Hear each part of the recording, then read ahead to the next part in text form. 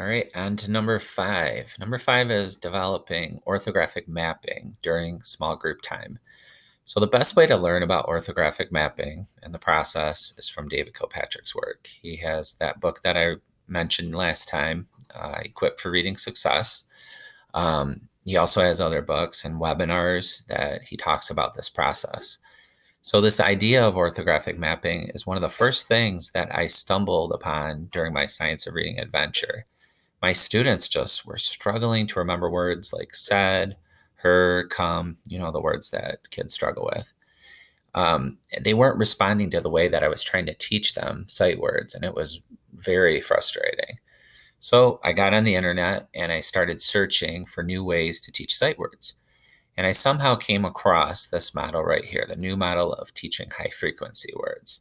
It has Linda Farrell there, of course, and she's great. It's on Reading Rockets. So you can see it talks about how to teach some sight words, and I really like this. Like, it talks about the 10 words to teach pre-readers that don't know their sounds yet, and it ranks them, like how much they're seeing. And then it talks about flash words and heart words. So flash words meaning words that you can sound out, and then the heart words that are irregular sounds or spelling patterns. So they've grouped all these sight words. So this is where I was really interested. Like, oh, this makes sense.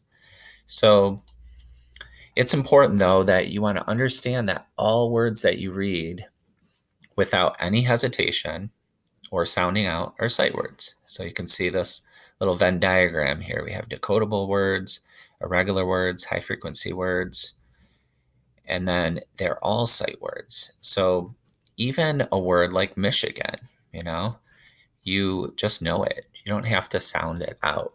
These words have been orthographically mapped. They just jump off the page, and they've been anchored by sounds.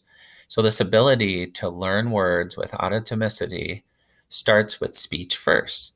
So learning sounds first before print is the reason why phonological awareness is so critical. So here is an example of a small group instruction doing some orthographic mapping to remember the word some. And I can provide you the template so you can try it out. All right, let me show you. The word is some. Everybody ready? Some. Some. Some. Now listen to how I use this word in the sentence, because there's 2 ways that we use the word some. Okay. I would like some more potato chips. Okay. I would like some more potato chips. Again, great way to include vocabulary. What's the first sound? Not the letter. What's the next sound you hear? Very good. What's the last sound you hear? Okay, let's move our markers.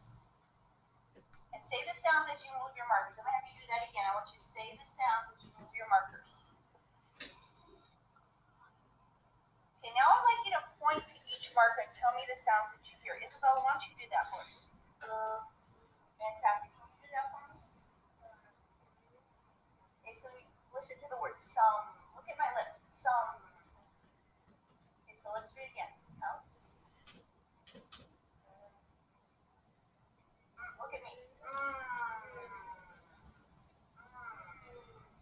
There we go. Good. We want our lips together and kind of doing this. Right? They're kind of pulled in together. Okay, can you count the sounds? Tell me the sound. Fantastic. Okay, I'm going to show you the word some.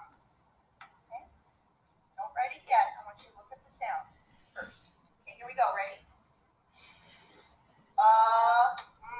Watch me. Okay. The E is silent. You're absolutely right. And you know what? This E is not doing its job. Normally its job is to jump over the M until the O says its name, but it's not doing that. This is why this is called a tricky word. Okay. So let's spell the word some. S-O-M-E. What letter says in this word? S. Fantastic. What letter says Fantastic. And what letters say Absolutely. And you know what? You're absolutely right, Isabel, when you said it was silent. It is still playing a silent role. Okay, I'm going to put this away. Please write the word some. Write the letters that are responsible for. All right, so you can see how that goes. So sometimes people will, when they're teaching this, will not even explain that rule and how it's broken. Some just say that's the way it is. I've done it both ways. I'd love to hear what other people say about this one. But the important thing is sounds first and remembering that importance of phonemic awareness and that ability to hear parts, delete and substitute sounds. It's an amazing process. Orthographic mapping.